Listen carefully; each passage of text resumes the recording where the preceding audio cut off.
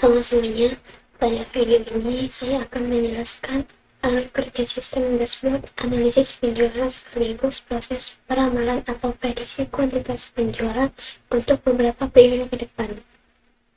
Sistem ini menggunakan dataset online retail dari Kaggle yang berisi data transaksi e-commerce. Saya melakukan proses normalisasi data, penggabungan data melalui database SQL, pembersihan data, analisis eksploratif, hingga membangun model prediksi menggunakan linear regression, yang kemudian saya tampilkan dalam bentuk dashboard interaktif.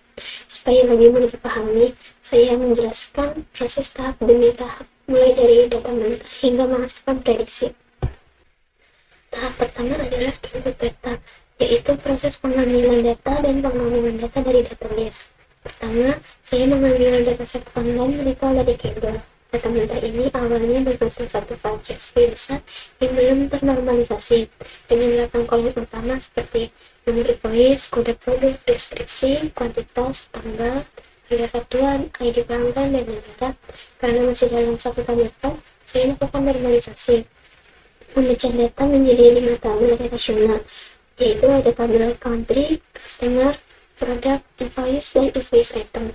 Setiap tabel memiliki kunci primer dan kunci asing yang saling berhubungan, kecuali agar tidak ada data yang berulang secara tidak perlu. 5 tabel ini kemudian saya import ke database MySQL menggunakan PHP MyAdmin dari SAMPP. Setelah data tersimpan di database, sistem mengambil kembali data dari setiap tabel menggunakan Python dan SQL Chimney, lalu menggabungkannya menggunakan proses merge berdasarkan relasi ID masing-masing, dari invoice item ke invoice, lalu produk, customer, dan terakhir country. Hasil akhirnya adalah satu dataset lengkap berupa data frame yang berisi seluruh informasi transaksi. Sheet digunakan untuk tahap berikutnya, yaitu pembersihan data. Tahap kedua adalah data cleaning atau pembersihan data.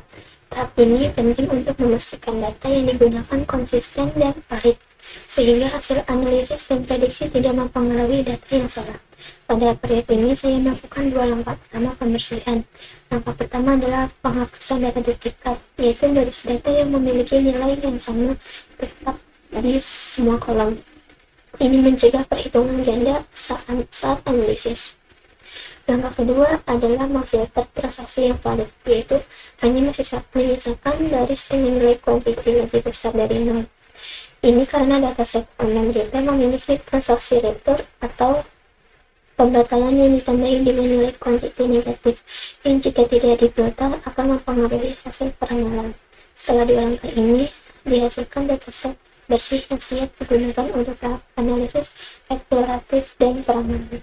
Tahap ketiga adalah analisis data eksplorasi atau EDA, yaitu proses eksplorasi data untuk memahami pola dan hubungan antar variabel sebelum masuk ke tahap peramalan. Saya membuat 3 jenis visualisasi. Pertama, histogram distribusi kolom, untuk melihat sebaran data pada setiap kolom kategori kali dan numerik. Yang kedua, matriks korelasi, untuk melihat kekuatan hubungan antara variabel numerik seperti kuantitas dan harga satuan.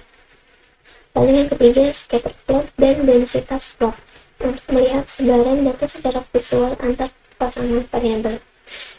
Dari hasil EDA ini, saya mendapatkan gambaran awal mengenai pola transaksi sebelum data digunakan untuk melatih model prediksi. Tahap keempat adalah peramalan, yaitu proses membangun model pembelajaran mesin menggunakan algoritma linear regression dari perpustakaan scikit-learn untuk memprediksi tren kuantitas penjualan pada periode mendatang. Prosesnya dimulai dengan agregasi tren penjualan. Data transaksi yang tadinya berbentuk detail per baris saya kelompokkan berdasarkan nomor invoice, lalu dihitung total quantity yang terjual pada setiap transaksi. Ini mengubah data menjadi bentuk direct waktu dan time series.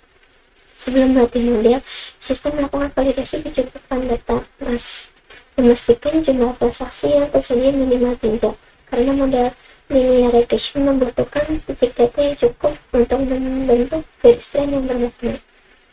Selanjutnya, saya memisahkan fitur X dan targetnya.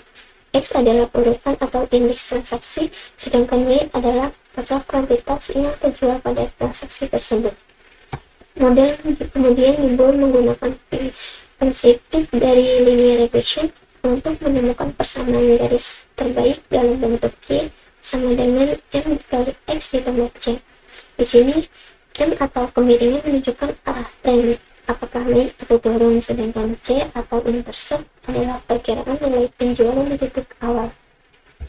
Setelah model dipahami, sistem membuat indeks transaksi masa depan, misalnya 5 periode ke depan, lalu menggunakan fungsi prediksi untuk menghasilkan kuantitas penjualan pada periode tersebut. Terakhir, hasil prediksi berupa data historis aktual, garis prediksi, nilai kemiringan, dan intercept dikirim ke front-end untuk divisualisasikan dalam bentuk grafik interaktif dan pada dashboard. Berikut ini saya tunjukkan hasil implementasinya dalam bentuk web dashboard. Di bagian atas terdapat ringkasan statistik seperti total baris transaksi, rata-rata harga, rata-rata kuantitas, dan total estimasi omset. Pengguna dapat memilih, memfilter wilayah negara dan katalog produk, serta mengatur perkiraan waktu menggunakan slider, misalnya memproyeksikannya 5 transaksi ke depan. Grafik ini menunjukkan perbandingan antara data historis aktual dengan hasil prediksi model, beserta detail angka kemiringan, intercept, dan rata-rata prediksi yang dihasilkan model. Kesimpulannya, sistem ini dimulai dari pengambilan data mentah dari Kaggle, dinormalisasikan menjadi 5 tabel relasional di database MySQL, digabungkan kembali menjadi satu dataset lengkap, dibersihkan dari duplikasi dan transaksi tidak valid.